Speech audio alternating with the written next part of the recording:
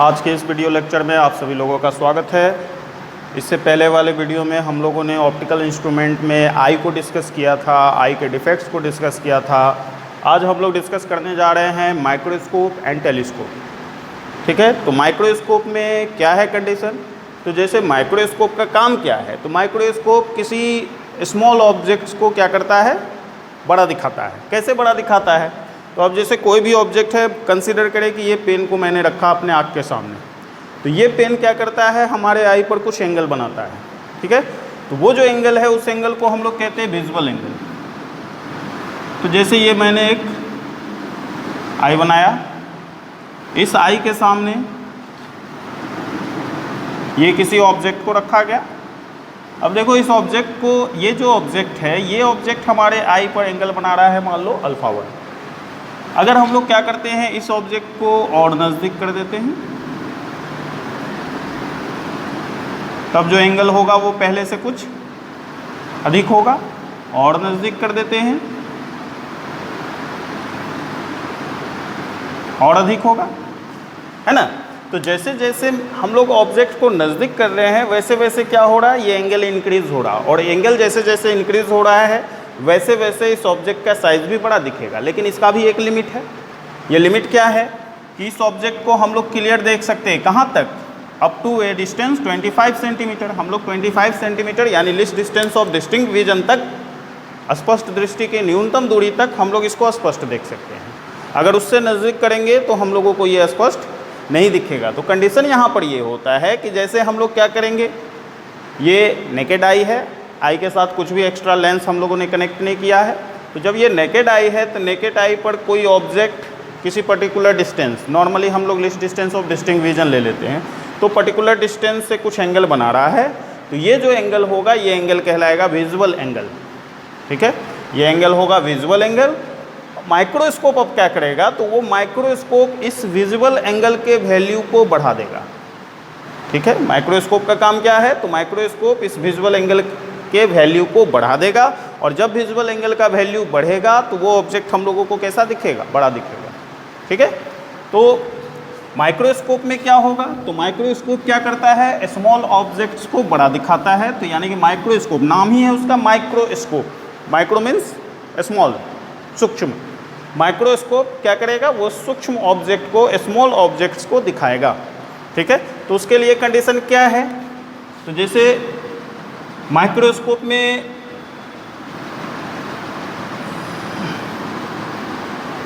Normally हम लोग दो माइक्रोस्कोप यूज़ करते हैं। एक होता है सिंपल,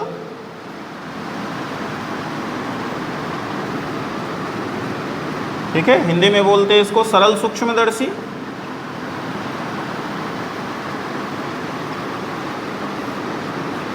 और दूसरा होता है कंपाउंड।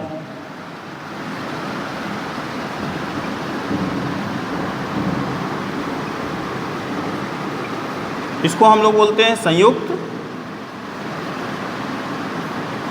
सूक्ष्मदर्शी। ठीक है, तो माइक्रोस्कोप हमारे पास दो है, एक सिंपल और दूसरा कंपाउंड। सिंपल माइक्रोस्कोप क्या है, तो सिंपल माइक्रोस्कोप सिंपल सा बाई कन्वेक्स लेंस है। ठीक है, सिंपल माइक्रोस्कोप क्या है, सिंपल सा बाई कन्वेक्स लेंस है, जिसका यूज़ हम लोग सिंपल माइक्रोस्कोप के रूप में करते हैं। अब जैसा हम लोग लेंस में इससे पहले डिस्कस कर चुके हैं कि लेंस में क्या होता है कि जब बाई कन्वेक्स लेंस में या कन्वेक्स लेंस में, नॉर्मली कन्वेक्स लेंस बोलते हैं, कन्वेक्स लेंस में ऑब्जेक्ट को फोकस और ऑप्टिकल सेंटर के बीच रखते हैं, तो उसका virtual image list distance of distinct vision या इनफाइनाइट, दोनों कंडीशन हो सकता है। List distance of distinct vision पर हम लोगों को उसका वर्चुअल, इरेक्ट और हाईली मैग्नीफाइड इमेज मिलता है। ठीक है, तो कंडीशन यहाँ पर क्या होता है कि सिंपल माइक्रोस्कोप एक्चुअल में लो फोकल लेंथ का कन्वेक्स लेंस है, जिसके ऑप्टिकल सेंटर और फोकस के बीच हम लोग किसी ऑब्जेक्ट को रखते हैं, तो उस ऑब्जेक्ट का हाईली मैग्नीफाइड इमेज हम लोगों को प्राप्त होता है, मिलता है। ठीक है, यहाँ पर अब देखो कंडीशन क्या है, इसका फॉर्मूला हम लोग कैसे डिराइव करेंगे। तो जैसे हम लोग पहले सिंपल माइक्रोस्कोप को देखते हैं, सिंपल माइक्रोस्कोप, इसका जो डायग्राम हम लोग ड्रॉ करते हैं कुछ इस तरह का डायग्राम होगा। जैसे ये एक कन्वेक्स लेंस लिए हम लोग, ये ऑप्टिकल सेंटर, ये फोकस, ठीक है। ऑब्जेक्ट को हम लोग क्या करते हैं, फोकस और ऑप्टिकल सेंटर के बीच रख देते हैं, ठीक है। डायग्राम ड्रॉ करते समय हम लोग क्या किए, एक रे को पैरेलल ले लिए, ये पैरेलल रे दूसरी तरफ के फोकस से पास होगा,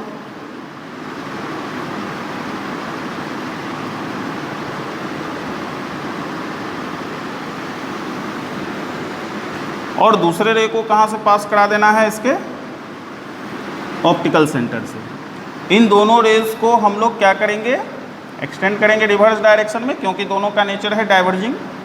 तो रिवर्स डायरेक्शन में जब हम लोग इसको एक्सटेंड करते हैं तो ये दोनों रे एक दूसरे को किसी पर्टिकुलर पॉइंट पर इंटरसेक्ट करता है। जिस पॉइंट पर इंटरसेक्ट करेगा उसी पॉइंट पर ये वर्चुअल इमेज मिला a डैश b डैश। अब देखो ये जो इमेज है, ये इमेज इस लेंस पर एंगल जो सबटेंड कर रहा, इस एंगल को हम लोग ले लिए बीटा, ठीक है। अब जरा ये इमेजिन करो, जैसे यही ऑब्जेक्ट है, इस ऑब्जेक्ट को हम लोग कहाँ पर रख दे, इस बी डैश वाले पोजीशन पे रख दे। मान लो ये है ना, ऑब्जेक्ट को अगर हम लोग यहाँ बी डैश वाले पोजीशन पे रखते तो ये ऑब्जेक्ट इस लेंस पे कितने का एंगल बनाता, बीटा से कम होता। लेकिन अब ये एंगल क्या हो गया, लार्ज हो गया, है ना। तो ये जो एंगल है, इस एंगल को एक्चुअल में ये एंगल आई पर होता है, लेकिन हम लोग यहीं पे दिखा देते हैं। तो ये जो एंगल है, ये एंगल हो गया अल्फ़ा और ये एंगल हो गया बीटा, ठीक है। तो हम लोग यहाँ पर मैग्नीफाइंग पावर को या एंगुलर मैग्नीफिकेशन को डिफाइन करेंगे किसके टर्म में, इसी अल्फ़ा एंड बीटा के टर्म में। तो क्या होगा यहाँ पर मैग्नीफाइंग पावर का definition, angle made by image on lens from particular distance divided by angle made by object on lens, और आई भी हम लोग बोल सकते हैं, on eye from same distance is called angular magnification, ठीक है। तो कोई इमेज लेंस पर किसी निश्चित दूरी से जितना कोण बनाएगा उस कोण को, और ऑब्जेक्ट उस लेंस पर या आई पर उतनी ही दूरी से जितना एंगल बनाएगा उस कोण के अनुपात को हम लोग एंगुलर मैग्नीफिकेशन कहते हैं। तो इस चीज़ को ध्यान में रखना है, ठीक है। फिगर को सिंप्लीफाई करने के लिए हम लोग इस लाइन को ड्रॉ जो किए हैं इसको हम लोग हटा देते हैं, ठीक है, थोड़ा सा इजी होगा। और ऐसे इसको ध्यान में रखने के लिए तुम लोग चाहो तो साइड में कहीं पर ये आई के फिगर को दिखा दो, है ना। ये जो ऑब्जेक्ट ए बी है, इसको मान लो कि आई के सामने हम लोग रखे थे, और आई के सामने रखे तो ये एंगल बना रहा अल्फ़ा। अब ये जो डिस्टेंस होगी, ये भी डिस्टेंस वही 25 सेंटीमीटर, है ना। ये इमेज है तो v is equal to -d, और ये डिस्टेंस भी क्या होगी 25 सेंटीमीटर, यानी कि d के इक्वल। तो हम लोग यहाँ पर जो इसके मैग्नीफिकेशन को लेंगे तो इसका मैग्नीफिकेशन क्या होगा, angular magnification for simple microscope. Simple microscope के लिए angular magnification m is equal to क्या होगा, angle made by image on lens divided by angle made by object on eye from same distance, ठीक है। तो angular magnification को हम लोग क्या लिखे, angle made by image on lens, lens पर इमेज जो एंगल बना रहा है वो, divided by angle made by object on eye, eye पर जो ऑब्जेक्ट इमेज बना रहा है, ये एंगल बना रहा है वो, है ना। दोनों कहाँ से लेना है, फ्रॉम सेम डिस्टेंस, उतनी ही दूरी से, ठीक है। उतनी ही दूरी से ऑब्जेक्ट आई पर जो एंगल बना रहा है उन दोनों का अनुपात या रेशियो क्या हो जाएगा, एंगुलर मैग्नीफिकेशन। तो इसको लिखेंगे m is equal to beta by alpha. ठीक है, अब यहाँ पर देखो ध्यान देने वाली बात क्या है कि अगर अल्फ़ा बीटा काफ़ी छोटा होगा तो उस कंडीशन में हम लोग क्या लिखते हैं, और m is equal to 10 beta by 10 alpha. ठीक है, अगर काफ़ी छोटा होगा तो हम लोग उसको 10 के टर्म में चेंज कर देते हैं। अब देखो यहाँ पर कंडीशन क्या हुआ, तो m is equal to 10 beta, 10 beta यहाँ फिगर में लो, लेंस में क्या लिखेंगे इसको, a dash b dash by कितने डिस्टेंस से, d डिस्टेंस से। अभी हम लोग ऑप्टिक्स का कंडीशन अप्लाई नहीं कर रहे, इसलिए हम लोग इसमें साइन कन्वेंशन नहीं दिखाए। और ये क्या हो जाएगा, ए बी बाय डी, दोनों का डिस्टेंस सेम, डी और डी कैंसिल, तो a dash b dash by A B, और m is equal to a dash b dash by A B. ये हो गया इमेज का हाइट और ये ऑब्जेक्ट का हाइट। ठीक है, तो अब हम लोग यहाँ पर चले आओ फिगर में। फिगर में क्या है, in figure triangle A dash B dash O and triangle A B O are similar, है ना। ये दोनों का दोनों ट्रायंगल सिमिलर है, सिमिलर ट्रायंगल है तो हम लोग इसको क्या लिख सकते हैं, A dash B dash by A B is equal to O B dash by O B. कैसे हुआ देख लो, A dash B dash O, A B O similar है, तो क्या करेंगे, A dash B dash by A B is equal to O B dash by O B. Okay, अब देखो कंडीशन यहाँ पर क्या है, ए डैश बी डैश को हम लोग क्या लिख सकते हैं, m, A dash B dash by A B को O B dash, O B dash image distance minus V O B object distance minus U, minus minus cancel, तो हमारे पास निकल गया m is equal to V by U. ठीक है, ये relation. अब इस रिलेशन को थोड़ा और हम लोग सॉल्व करते हैं। ठीक है, थोड़ा और हम लोग क्या सॉल्व करेंगे, तो देखो यहाँ पर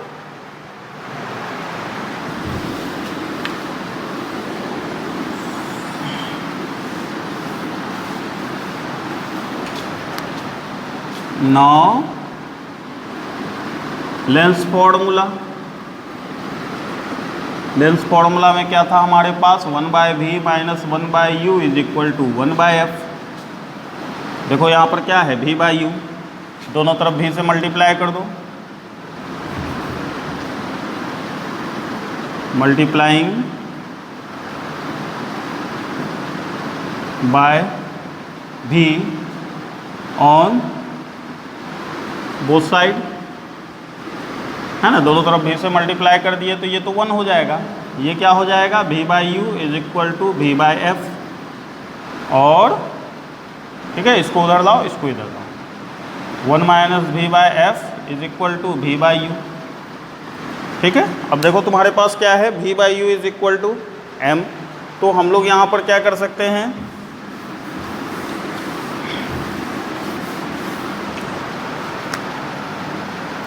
और m is equal to 1 minus V by F. ठीक है, अब देखो यहाँ पर v is equal to minus D, since v is equal to minus D, therefore m is equal to 1 plus D by F. ये जो फॉर्मूला है यही है सिंपल माइक्रोस्कोप के मैग्नीफाइंग पावर का फॉर्मूला। ठीक है, इसको ध्यान में रखना है। अब इसी में देखो कंडीशन क्या होता है कि अगर ये फाइनल इमेज इनफाइनाइट पर हो, है ना, फाइनल इमेज अगर इनफाइनाइट पर होगा तो इस फॉर्मूले में देखो, अगर फाइनल इमेज इनफाइनाइट पर होगा तो ये v के प्लेस पर हम लोग क्या कर देंगे, इनफाइनाइट पुट करेंगे। अब जब ये v के प्लेस पर इनफाइनाइट पुट करेंगे तो ये टर्म खत्म, तो क्या होगा,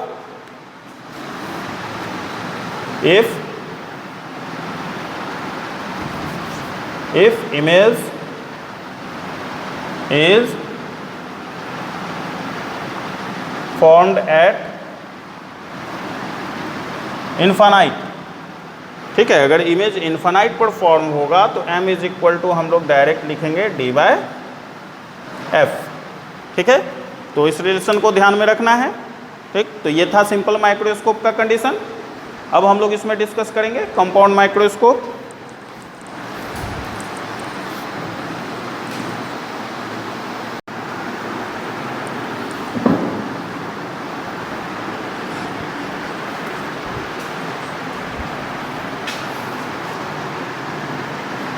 अब जो टॉपिक हम लोग डिस्कस करने जा रहे हैं वो है कंपाउंड माइक्रोस्कोप, ठीक है। कंपाउंड माइक्रोस्कोप में क्या होता है, कंपाउंड या संयुक्त इसलिए इसको कहा गया क्योंकि इसमें जो मैग्नीफिकेशन होगा वो हम लोगों को मिलेगा 2 स्टेप्स में, 2 चरण में, ठीक है।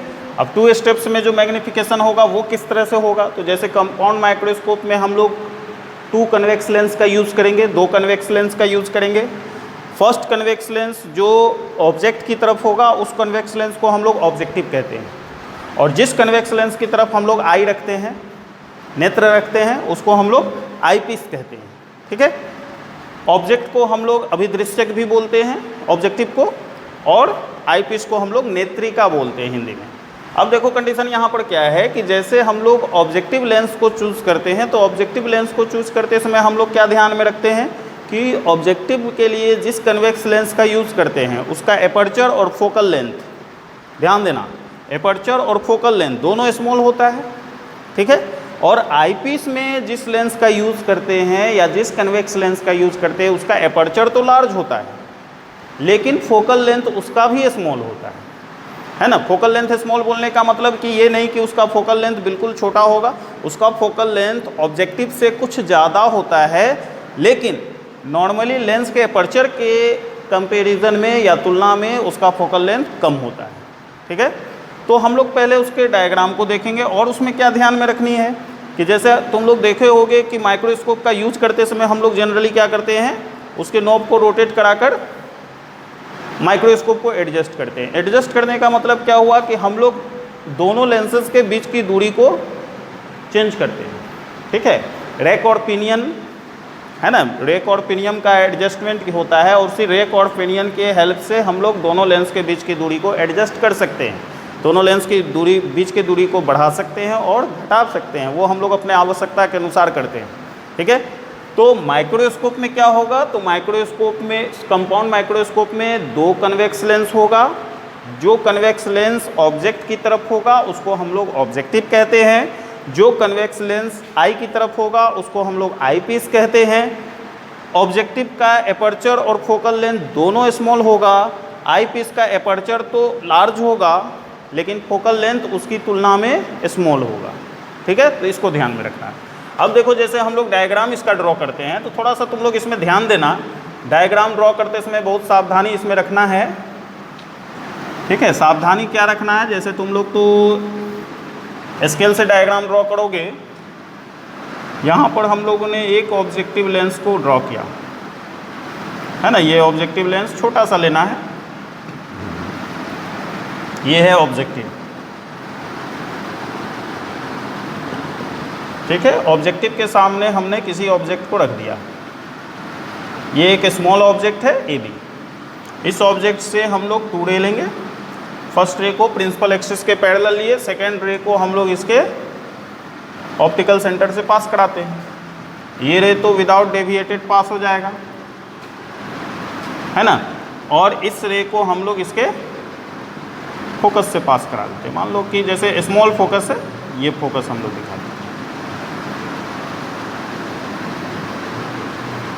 अब ये दोनों रे एक दूसरे को किसी पॉइंट पर इंटरसेक्ट किया, ठीक है। तो जिस पॉइंट पर ये इंटरसेक्ट करेगा वहाँ पर इमेज का फॉर्मेशन होगा, ए डैश बी डैश। अब देखो हम लोग यहाँ पर क्या करते हैं, दूसरे लेंस को लेते हैं, दूसरे लेंस का एडजस्टमेंट कुछ इस तरह से करते हैं कि ये जो इमेज है ए डैश बी डैश वो उस दूसरे लेंस के फोकस और ऑप्टिकल सेंटर के बीच हो, ठीक है। दूसरे लेंस के फोकस और ऑप्टिकल सेंटर के बीच, तो हम लोग अब ये लेंस बनाएं, जैसा अभी हम लोग डिस्कस किए थे कि आई पीस का एपर्चर लार्ज होगा तो ये हमने लार्ज अपर्चर दिखा दिया। ठीक है,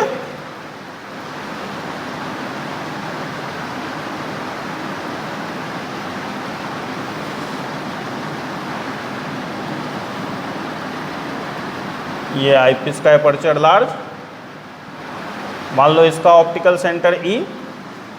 ठीक है, अब देखो कंडीशन क्या है, ये तो ऑब्जेक्टिव का फोकल लेंथ है, ये लेंस है आईपीस। ठीक है, ये जो ऑब्जेक्ट, ये जो ए बी का इमेज है ए डैश बी डैश, अब इस आई पीस के लिए क्या बन गया, ऑब्जेक्ट। और इसका इमेज जो होगा वो आई पीस के ऑप्टिकल सेंटर को इसे रिप्रेजेंट किए ई और इसके फोकल लेंथ के बीच होगा, ये आई पीस का फोकस। अब जब ऑप्टिकल सेंटर और फोकस के बीच होगा तो क्या होगा, यहाँ पर ये जो इमेज का फॉर्मेशन होगा वो इमेज हाईली मैग्नीफाइड होगा। कुछ इस प्रकार से हम लोग ड्रॉ करते हैं डायग्राम।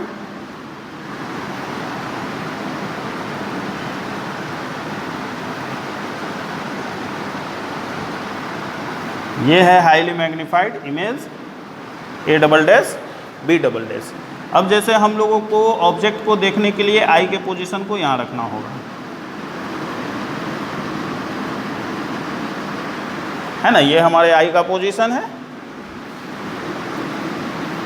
अब देखो कंडीशन यहाँ पर क्या हुआ कि ये तो डिस्टेंस क्या होगा, यूओ, साइन नेगेटिव होगा। ये जो डिस्टेंस होगा ये होगा वी ओ, पॉजिटिव, है ना, और ये डिस्टेंस होगा माइनस यू इस लेंस के लिए।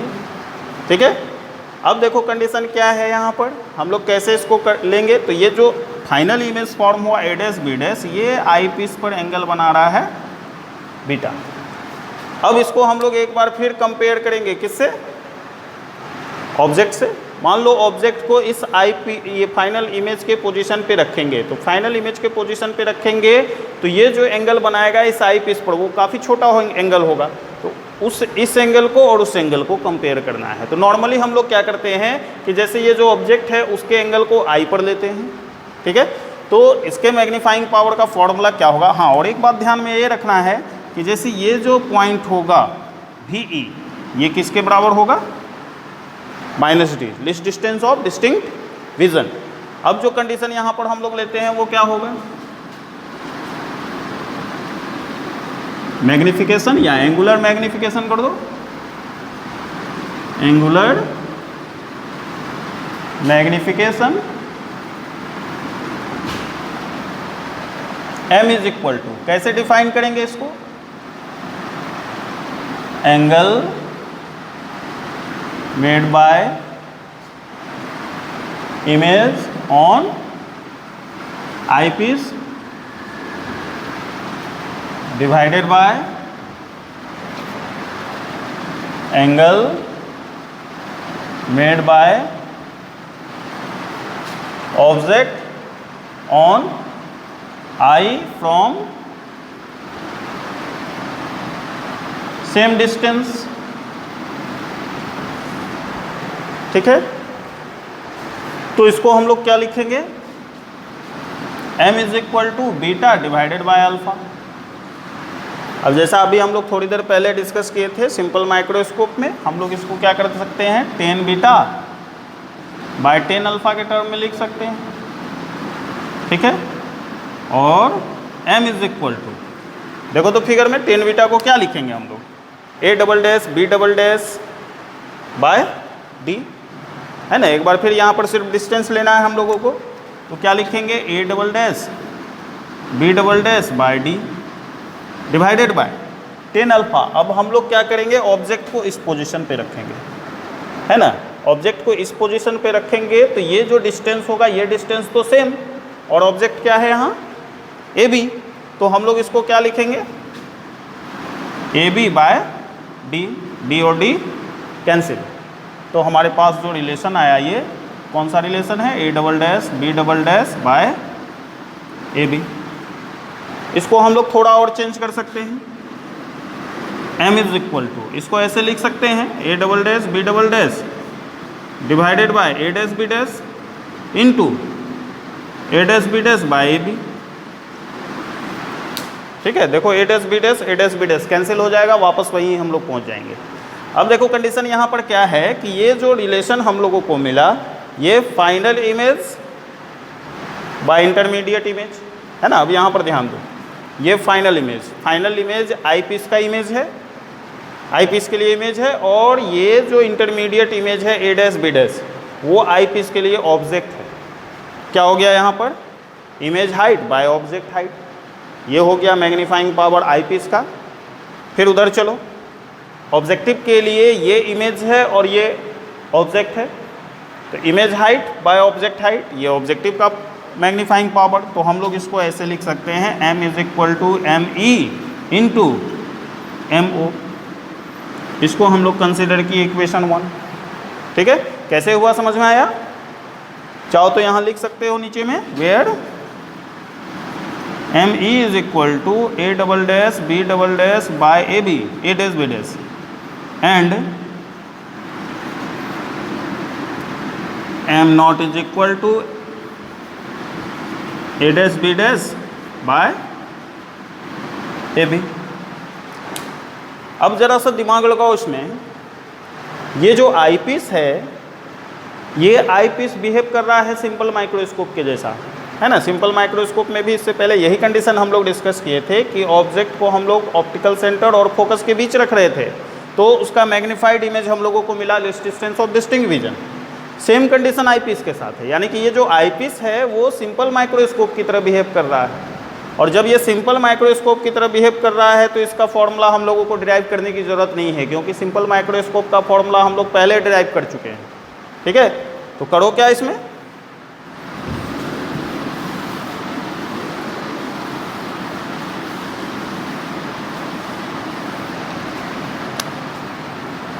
as eyepiece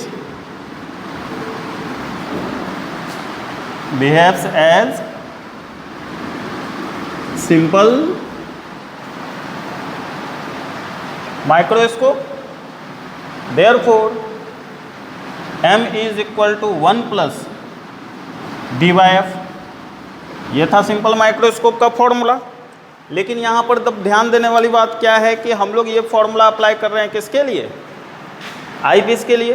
तो हम लोग इसके फोकल लेंथ को रिप्रेजेंट कर दिए किससे, एफ ई से, where F E is equal to focal length of eyepiece, है ना। एफ ई जो है वो आई पीस का फोकल लेंथ है। दूसरा क्या कंडीशन अप्लाई करना है यहाँ पर, चलो ऑब्जेक्टिव में, नाउ फॉर ऑब्जेक्टिव, है ना। अब ऑब्जेक्टिव के लिए लो, ऑब्जेक्टिव में देखो हम लोग क्या कर सकते हैं, a dash b dash by A B को O B dash divided by O B लिख सकते हैं। ठीक है, तो ऑब्जेक्टिव के लिए क्या होगा, M O is equal to a dash b dash by A B, similar triangle है तो इसको O B dash by O B लिख सकते हैं, O B dash plus V not, और O B minus U not. तो हमारे पास एम नॉट का फॉर्मूला हो गया माइनस भी नॉट बाय यू नॉट। ठीक है, ये हो गया इक्वेशन सेकेंड, ये हो गया इक्वेशन थर्ड। इक्वेशन सेकेंड और थर्ड दोनों को 1 में पुट कर दो, तो putting them in equation 1 we get m is equal to minus v naught by u naught 1 plus d by f e। ये इसका जनरल फॉर्मूला है। ठीक है, ये फॉर्मूला जो है हम लोग इसको किसी भी कंडीशन में अप्लाई कर सकते हैं, ध्यान में रखना है ना। जब जनरली जो न्यूमेरिकल देता है तो न्यूमेरिकल हम लोग इसी फॉर्मूले पर सॉल्व करते हैं। ठीक है।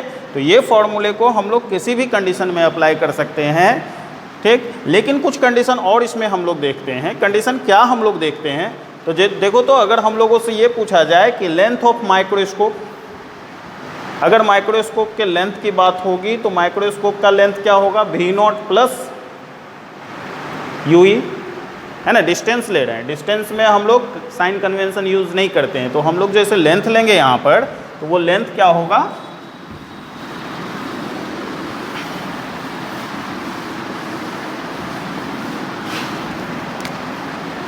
नाउ लेंथ ऑफ माइक्रोस्कोप, है ना, लेंथ क्या होगा, L is equal to mod of V0 plus mod of U0 UE, ठीक है। अब देखो कंडीशन क्या है, हम लोग पहले ही डिस्कस किए थे कि जो आई पीस है उसका एपर्चर लार्ज है, लेकिन एपर्चर के रिस्पेक्ट में उसका फोकल लेंथ स्मॉल होता है। अब आई पीस का फोकल लेंथ स्मॉल है और ये जो UE है वो उससे भी स्मॉल है, तो हम लोग उस कंडीशन में क्या कर देते हैं, L को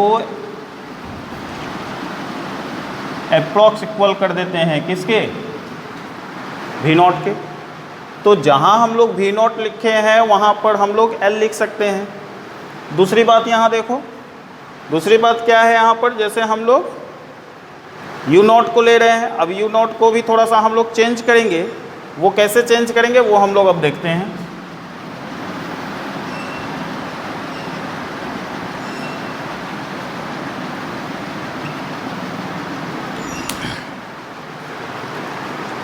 कि पहले इसको बैठा लो, है ना।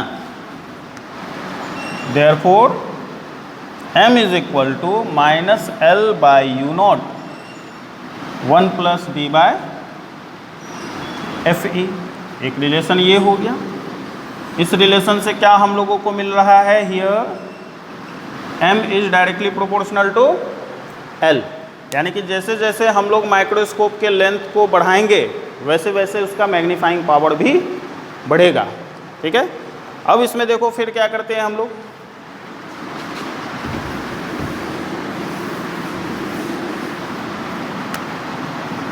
अगेन फ्रॉम लेंस फॉर्मूला, है ना। लेंस फॉर्मूला में क्या था, 1/v minus 1/u is equal to 1/f, ठीक है। अब इस लेंस फॉर्मूले को हम लोग अप्लाई, अच्छा इसमें v से मल्टीप्लाई कर दो, बाद में देखते हैं। 1 minus v/u is equal to v/f। अब इस फॉर्मूले को हम लोग अप्लाई कर देते हैं किसके लिए, ऑब्जेक्टिव के लिए, ठीक है। ऑब्जेक्टिव के लिए अप्लाई करते हैं, तो ऑब्जेक्टिव के लिए अप्लाई करेंगे तो क्या होगा, यहाँ पर 1 माइनस v हो जाएगा V0, u हो जाएगा माइनस U0, V0 और ये F0, ठीक है। तो हम लोग अब इसको क्या कर सकते हैं हम लोग इसको लिख सकते हैं 1 plus V0 by U0 is equal to V0 minus F0 और V0 by U0 is equal to V0 by F0 minus 1, ठीक है। और V0 by U0 is equal to V0 minus F0 by F0। अब जैसा हम तुम लोगों को अभी बताए थे कि ऑब्जेक्टिव का फोकल लेंथ काफ़ी स्मॉल होता है, तो काफ़ी स्मॉल होगा तो इस इमेज डिस्टेंस के रिस्पेक्ट में ये फोकल लेंथ बहुत ही स्मॉल होगा, हम लोग उसको नेगलेक्ट कर देंगे। नेगलेक्ट कर देंगे तो क्या रिलेशन मिलेगा,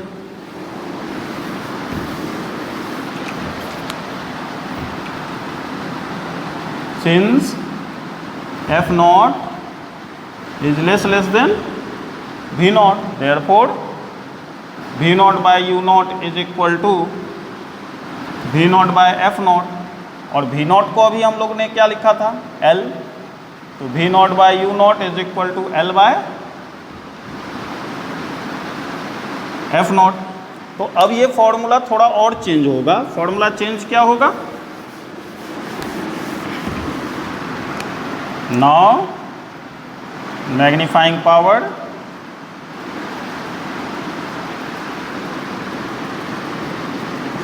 m is equal to minus L by F naught 1 plus D by F E.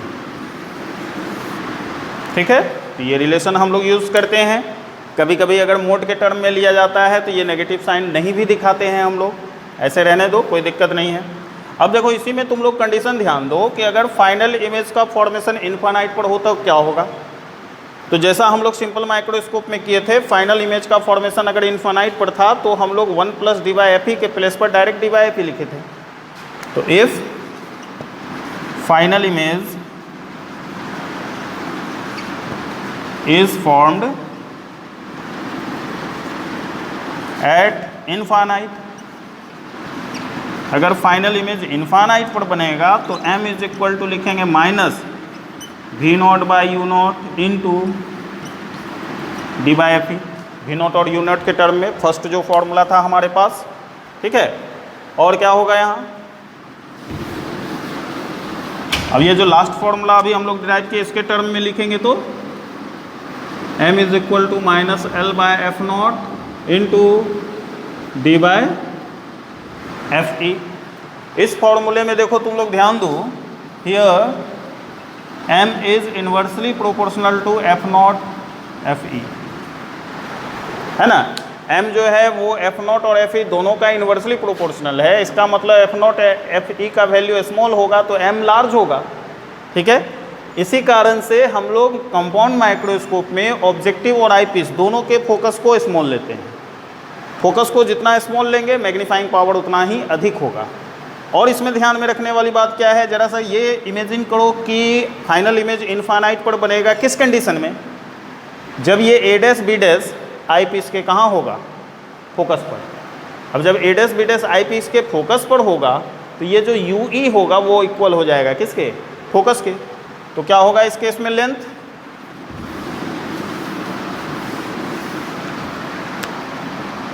now length of microscope in this case, इस केस में माइक्रोस्कोप का लेंथ हो जाएगा L is equal to mod of V naught अब plus mod of F ई।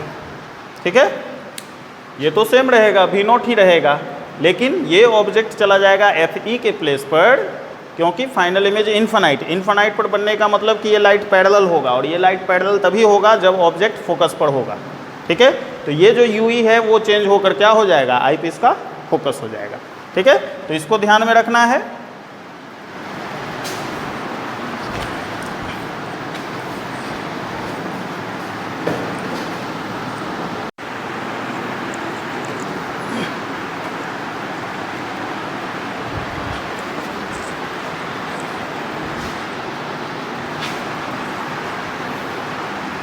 देखो अब जो topic हम लोग डिस्कस करने जा रहे हैं वो है टेलीस्कोप। क्या है ये टेलीस्कोप?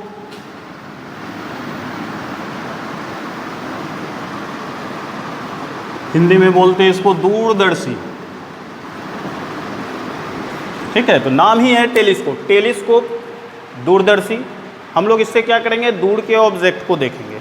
ठीक है, अब दूर के ऑब्जेक्ट में क्या कंडीशन हो सकता है, अब जैसे दूर के ऑब्जेक्ट में हम लोग सेलेस्टियल बॉडी या एस्ट्रोनॉमिकल ऑब्जेक्ट्स को देख सकते हैं, या फिर हम लोग अर्थ के सरफेस पर जो भी ऑब्जेक्ट है या अर्थ पर जो भी ऑब्जेक्ट है उसको देख सकते हैं। तो उसके लिए क्या है हमारे पास कि अलग अलग टाइप का टेलीस्कोप है। ठीक है, हालांकि हम लोगों को जो सिलेबस में पढ़ना है वो पढ़ना है एस्ट्रोनॉमिकल टेलीस्कोप। एस्ट्रोनॉमिकल टेलीस्कोप में क्या कंडीशन होता है कि एस्ट्रोनॉमिकल टेलीस्कोप में जो भी एस्ट्रोनॉमिकल बॉडीज़ है, ठीक है, वो उन बॉडीज़ को हम लोग उल्टा देखें सीधा देखें कोई खास फर्क नहीं पड़ता है। इसलिए एस्ट्रोनॉमिकल टेलीस्कोप में जो फाइनल इमेज का फॉर्मेशन होता है वो इन्वर्टेड होता है, उल्टा होता है। लेकिन हम लोग जब टेरेस्ट्रियल टेलीस्कोप, पार्थिव दूरदर्शी का यूज़ करते हैं, टेरेस्ट्रियल टेलीस्कोप, तो उससे हम लोग क्या करते हैं, अर्थ के ऑब्जेक्ट को देखते हैं। और जब हम लोग अर्थ के ऑब्जेक्ट को देखते हैं तो अर्थ के ऑब्जेक्ट को हम लोगों को सीधा देखने का आदत है, शुरू से सीधा ही देखते आए हैं। तो इसलिए टेरेस्ट्रियल टेलीस्कोप में जो फाइनल इमेज होता है वो सीधा होता है। ठीक है, और जो हमारे पास कंडीशन है वो है Galilean telescope. Galilean telescope common telescope है जो हम लोग यूज भी करते हैं बाइनोकुलर के रूप में। है ना। गैलीलियन टेलीस्कोप में क्या होगा कि एक कन्वेक्स लेंस होगा, दूसरा कनकेव लेंस होगा। बाकी टेरेस्ट्रियल टेलीस्कोप और एस्ट्रोनॉमिकल टेलीस्कोप दोनों में कन्वेक्स लेंस का यूज होता है। तो हम लोग जो यहाँ पर डिस्कस करने जा रहे हैं वो डिस्कस करेंगे हम लोग एस्ट्रोनॉमिकल टेलीस्कोप।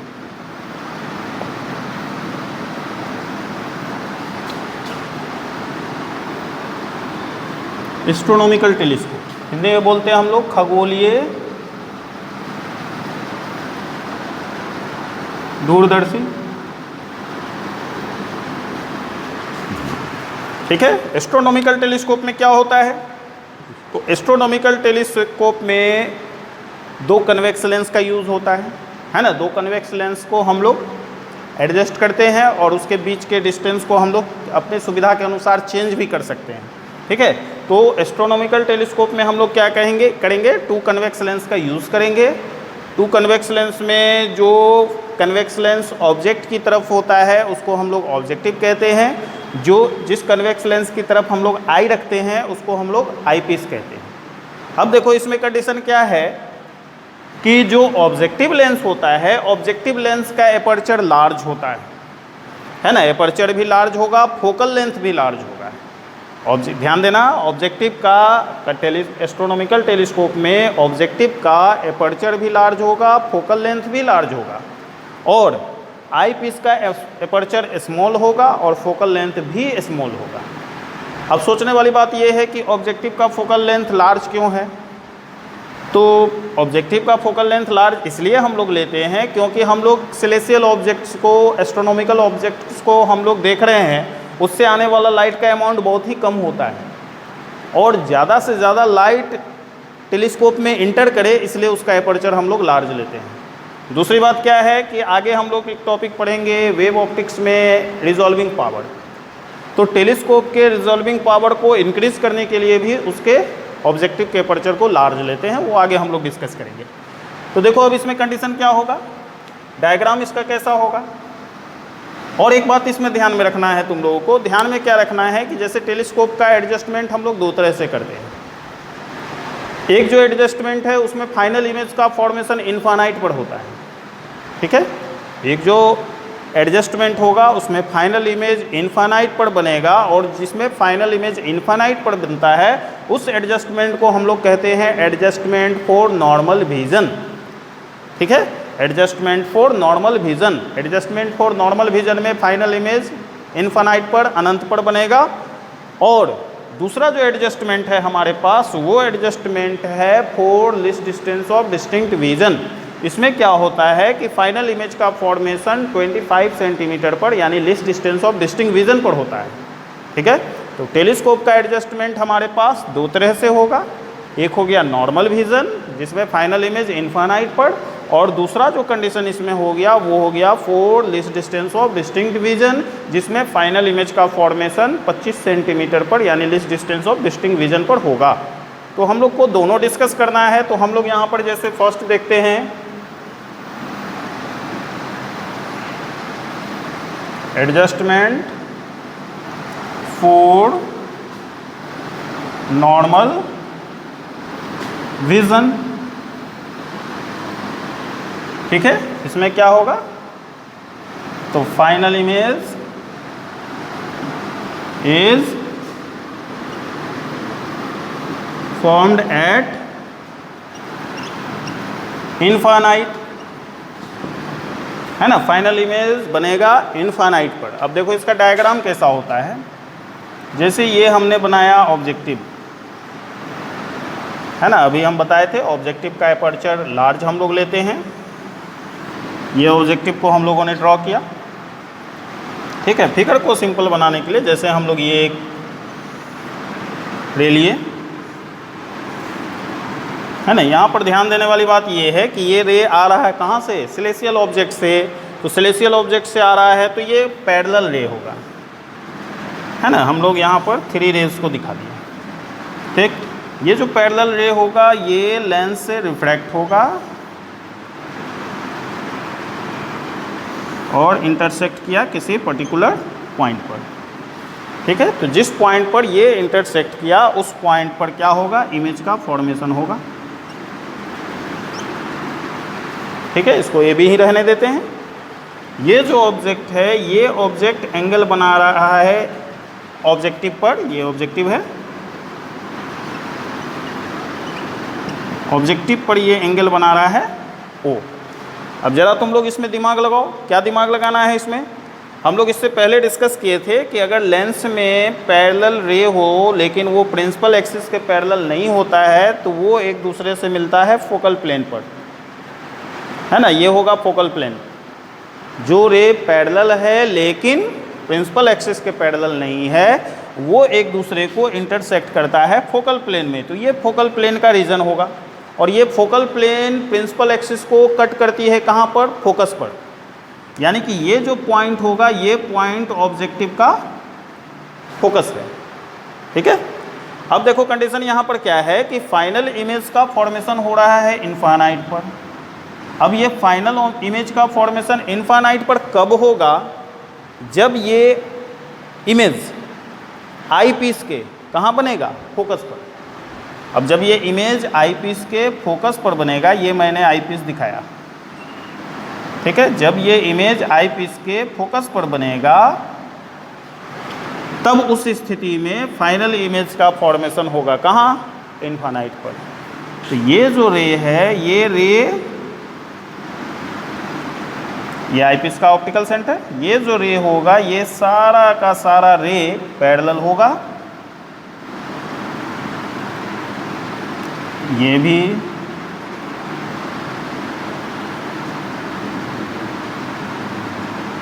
कुछ इस तरह से,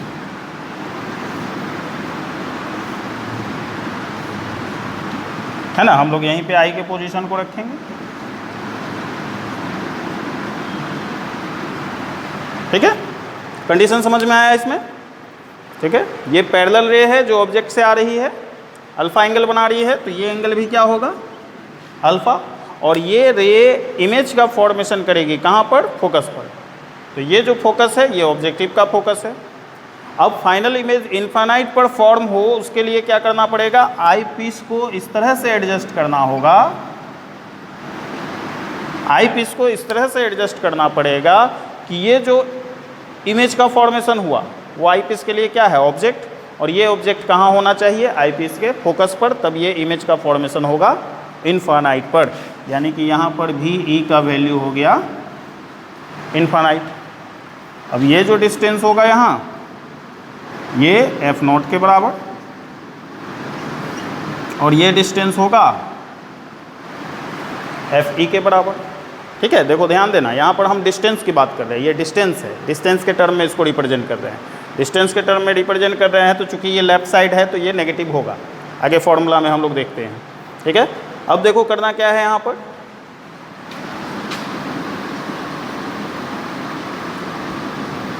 in this case angular magnification, इस केस में एंगुलर मैग्निफिकेशन को कैसे डिफाइन करेंगे, तो चलो थोड़ा सा और दिमाग लगाओ इसमें।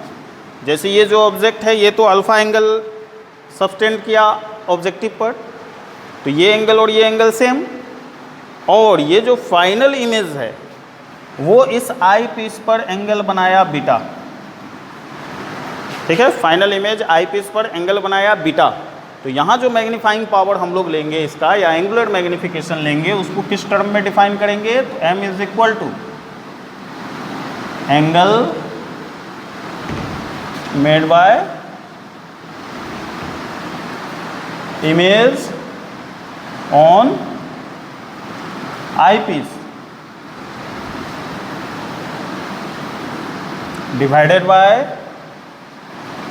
Angle made by object on objective,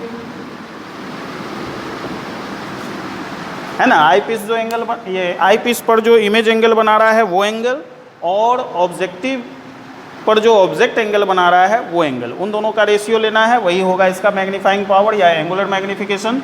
तो हम लोग इसको क्या कर सकते हैं, m is equal to beta by alpha, और m is equal to 10 beta by 10 alpha, same condition जैसे माइक्रोस्कोप में हम लोग किए थे। अब देखो कंडीशन यहाँ के बाद क्या है, फिगर में चले आओ। फिगर में अगर हम लोग 10 बीटा लेते हैं तो 10 beta is equal to A B by E B, है ना। ये ट्रायंगल ए बी ई में लेना है। और 10 अल्फ़ा अगर लेते हैं तो A B by B O. करो यहाँ 10 बीटा को क्या लिखेंगे, A B by E B, और 10 अल्फ़ा को हम लोग लिखेंगे A B by O B. A B cancel, और m is equal to O B by E B. ठीक है। अब देखो यहाँ पर कंडीशन क्या है, ओ बी को हमने क्या लिखा, एफ नॉट, तो m is equal to F naught, ये पॉजिटिव होगा। ई बी को हमने क्या लिखा, एफ ई, तो एफ ई क्या होगा, नेगेटिव होगा। तो हमारे पास फॉर्मूला हो गया m is equal to minus F naught by F E. ये है मैग्नीफाइंग पावर का फॉर्मूला किस केस में, तो फॉर नॉर्मल विजन। अब इस कंडीशन में कभी कभी क्या होता है, क्वेश्चन में पूछता है what is the length of telescope. तो लेंथ ऑफ टेलीस्कोप क्या होगा,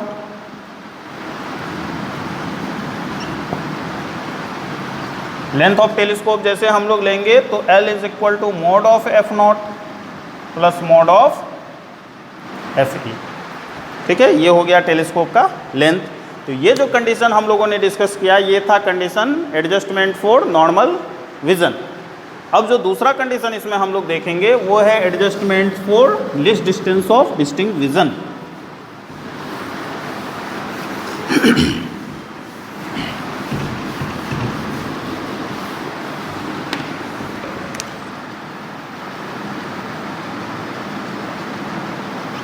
adjustment for least distance of distinct vision. ठीक है, ये तो नेम से ही क्लियर है, adjustment for least distance of distinct vision, यानी कि इस केस में फाइनल इमेज का फॉर्मेशन होगा least distance of distinct vision पर। इसका डायग्राम कैसा होगा वो देखो डायरेक्ट। ये ऑब्जेक्टिव है ना, यहाँ भी वही कंडीशन करना है। ये लाइट इंसिडेंट हुआ अल्फा एंगल पर, पैरेलल लाइट लेना है, और भी लाइट ले लिए हम लोग।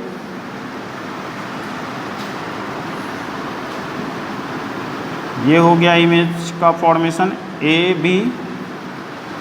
इस लाइट को भी इसी पॉइंट से पास कराते हैं।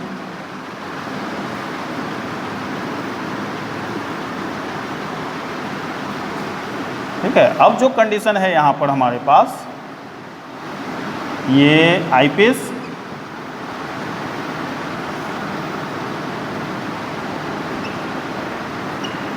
ये एंगल अल्फ़ा, ये एंगल हम लोग बीटा दिखाएंगे। क्यों, तो देखो अब यहाँ पर ये लाइट रे को हम लोगों ने आगे बढ़ाया,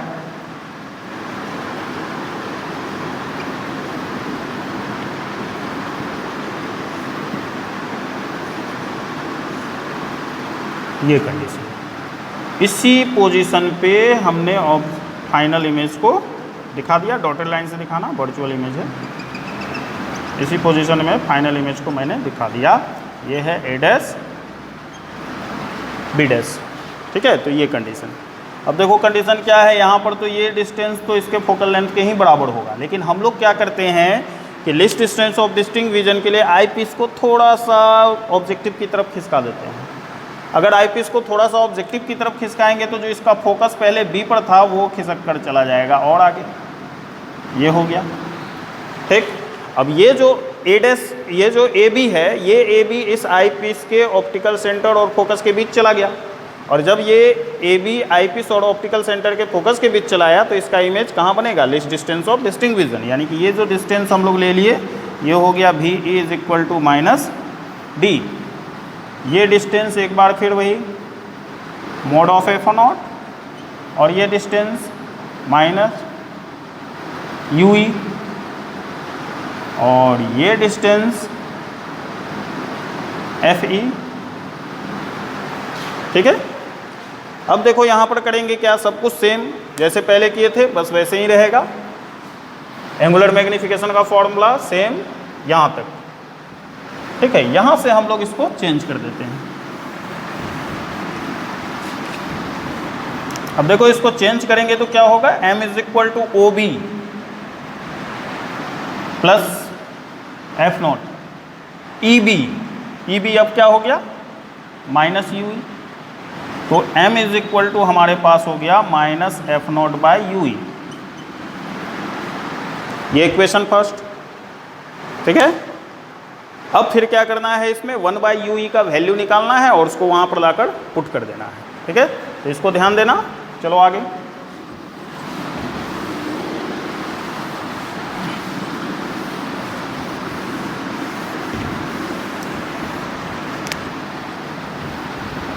नौ लेंस फॉर्मूला।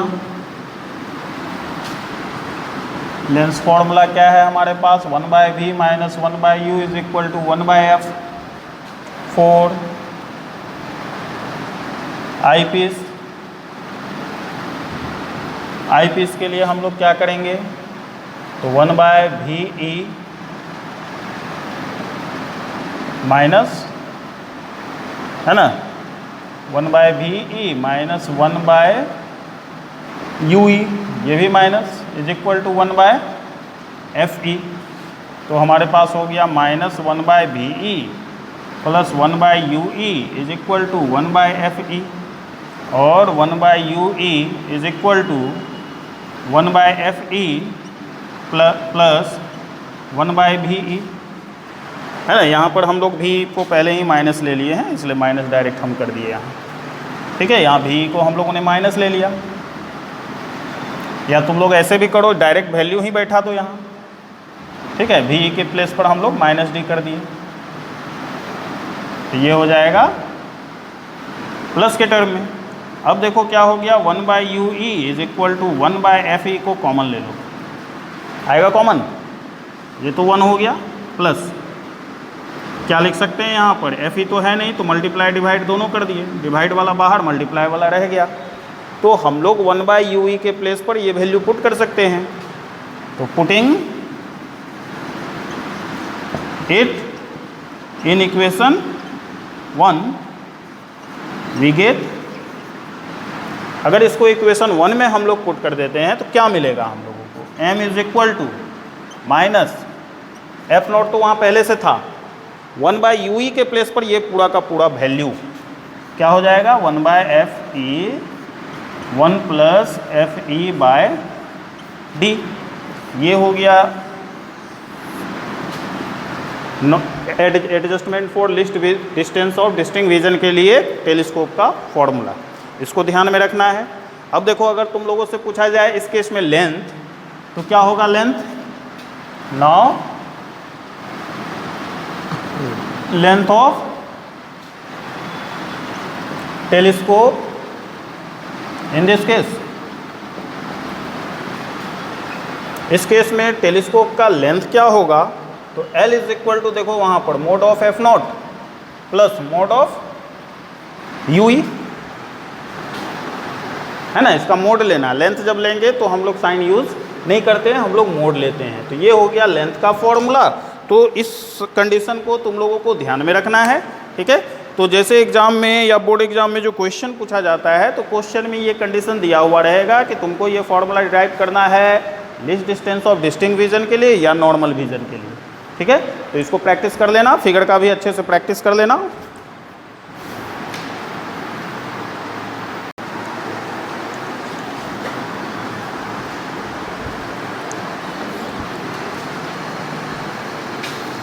तो देखिए इसमें हम लोग क्या डिस्कस कर रहे थे कि जैसे ये लेंस है और ये प्रिज्म का कॉम्बिनेशन, तो ये थिक लेंस के केस में क्या होगा कि ये लाइट को डिस्पर्स करना शुरू कर देगा, और जब डिस्पर्स करेगा तो अलग अलग कलर्स के लिए फोकल लेंथ अलग अलग होगा। इस फेनोमेना को हम लोग कहते हैं क्रोमेटिक एबेरेशन।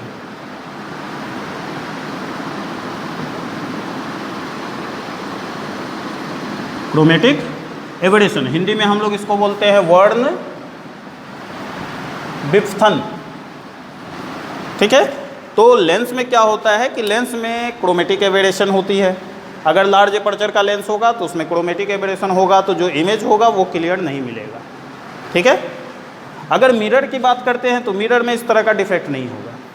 दूसरी बात क्या कि एक और फिनोमेना होती है जिसको हम लोग बोलते हैं स्फेरिकल एबेरेशन। स्फेरिकल एबेरेशन में क्या होता है कि जैसे ये डिफरेंट पोजीशंस का लाइट है, इन डिफरेंट पोजीशन वाले लाइट, सभी लाइट एक जगह पर फोकस नहीं हो पाते हैं। ठीक है, इस डिफरेंट पोजीशन वाले सभी लाइट एक जगह पर फोकस नहीं हो पाते हैं, कुछ इस तरह का कंडीशन होता है।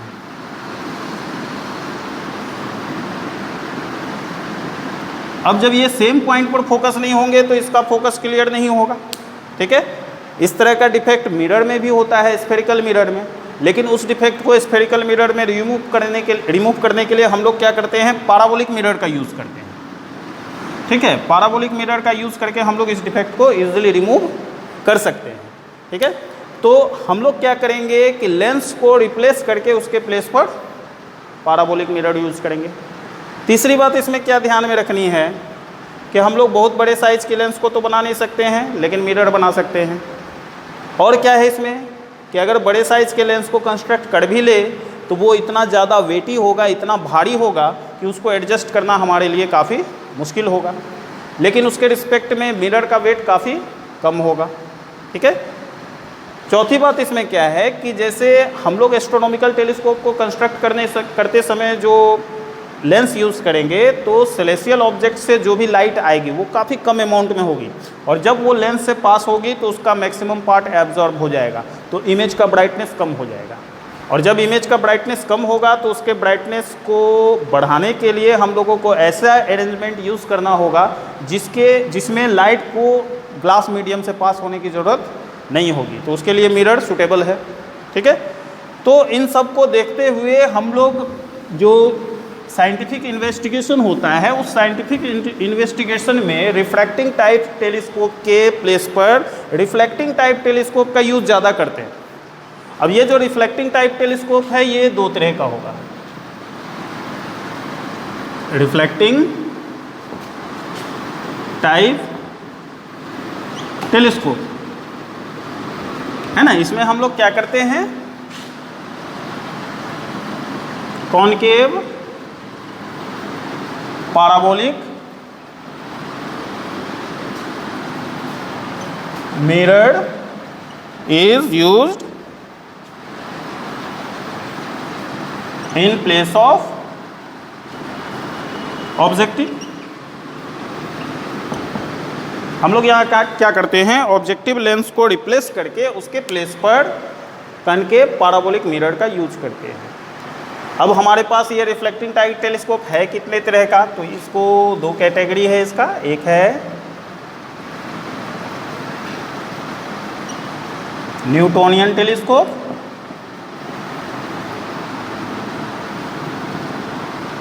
ठीक है। न्यूटोनियन टेलीस्कोप में क्या होता है कि जैसे न्यूटोनियन टेलीस्कोप में हम लोगों ने लिया ये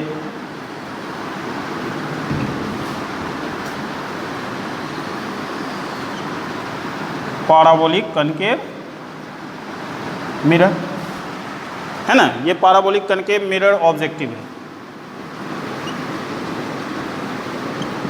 ठीक, इस पैराबोलिक कनकेव मिरर को अब हम लोग लाइट के सामने रखेंगे। देखो डायग्राम ड्रॉ करते समय इसका डायग्राम ही पूछता है एग्जाम में। जैसे ये मिरर, ये लाइट रे है ना, ये दोनों लाइट रे इस मिरर से रिफ्लेक्ट होकर मिलेगा कहाँ पर, फोकस पर।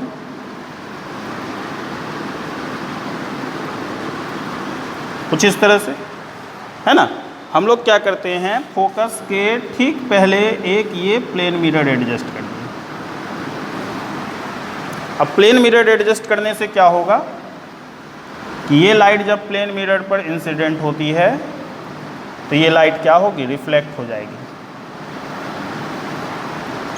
कुछ इस तरह से। और रिफ्लेक्ट जब ये होगी तो रिफ्लेक्ट होकर ये पहुंचेगी आई पीस पर। यहाँ हमने लगा दिया आई पीस है ना, ये है आई पीस। ठीक, अब इसी आई पीस से हम लोग क्या करेंगे,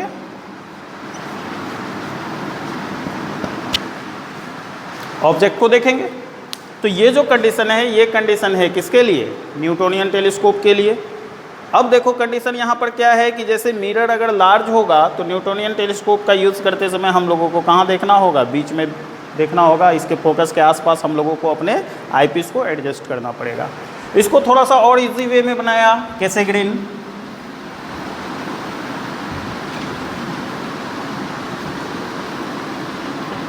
इसको हम लोग कैसेग्रेनियन टेलीस्कोप भी कहते हैं। कैसेग्रेनियन टेलीस्कोप में क्या है कि कैसेग्रेनियन टेलीस्कोप में जैसे ये न्यूटोनियन टेलीस्कोप में जैसे हमने मिरर यूज़ किया, ठीक है। कैसेग्रेनियन टेलीस्कोप में क्या है कि ये जो पार्ट है इस जगह पर ये कटा हुआ रहता है, ये होल रहता है इस मिरर में, ठीक है। अब इस मिरर में यहाँ होल है, जैसे ये लाइट इंसिडेंट हुई,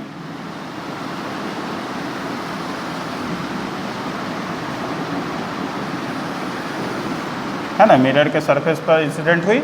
अब ये रिफ्लेक्ट होगी जैसे न्यूटोनियन टेलीस्कोप में हुआ, ये लाइट रिफ्लेक्ट होगी। हम लोग क्या करते हैं, इस रिफ्लेक्टेड लाइट के ठीक सामने ये एक कन्वेक्स मिरर को रख दिया। अब जब ये लाइट इस कन्वेक्स मिरर पर इंसिडेंट होती है तो ये लाइट क्या होती है? रिफ्लेक्ट हो जाती है इस कन्वेक्स मिरर से और निकलती है बाहर, ठीक है। और इसी पोजीशन पे हम लोगों ने आईपीस को एडजस्ट कर दिया,